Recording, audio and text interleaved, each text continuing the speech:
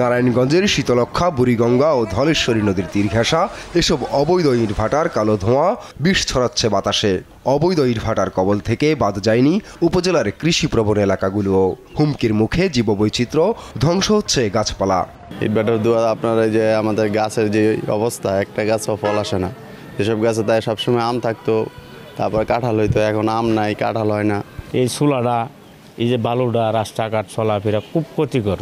পরিবেশ অধিদপ্তরের তথ্য বলছে, এই জেলায় 242টি ইটভাটার মধ্যে 230টি অবৈধ।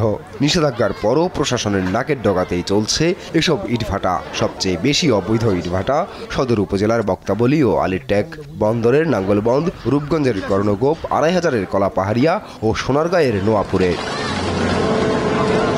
ইটভাটার কালো ধোঁয়ায় চর্মরোগ, শ্বাসকষ্ট সহ নানা রোগে আক্রান্ত হচ্ছেন আশপাশের বাসিন্দারা।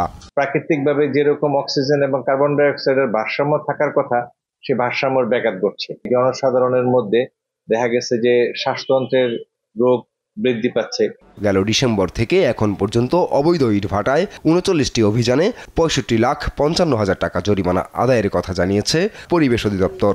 অবৈধ ইটভাটার বিষয়ে কোনো ছাড় নয় বলছেন জেলা প্রশাসক।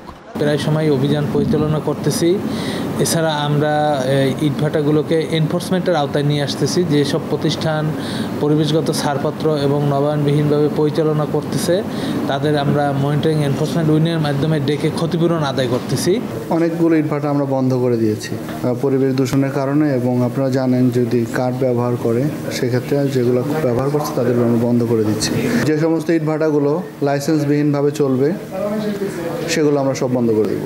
পরিবেশবাদী সংগঠনের নেতারা বলছেন, শুধু জরিমানাই নয়, এসব অবৈধ ভাটার বিরুদ্ধে আরও কঠোর আইনি পদক্ষেপ প্রয়োজন। পরিবেশকে রক্ষা করতে হলে এই ইটা ভাটা, অবৈধ ইটা ভাটা এবং সেই সাথে কালো ধোঁয়া যাতে আমাদেরকে আক্রান্ত না করে, পরিবেশ নষ্ট না করে, সে কাজ করতেই হবে। নদীর পার্শ্ববর্তী কিংবা নদীকে দখল করে সেই সমস্ত ইটভাটাকে অবৈধ বলে ঘোষণা করতে হবে এবং তাদের বিরুদ্ধে ব্যবস্থা গ্রহণ করতে হবে। জীববৈচিত্র্য ও পরিবেশ বাঁচাতে এখনই ব্যবস্থা নেওয়া না হলে ঝুঁকি আরও বাড়বে বলে দাবি সচেতন নাগরিকদের। নিউজ ডেস্ক, দেশ টিভি।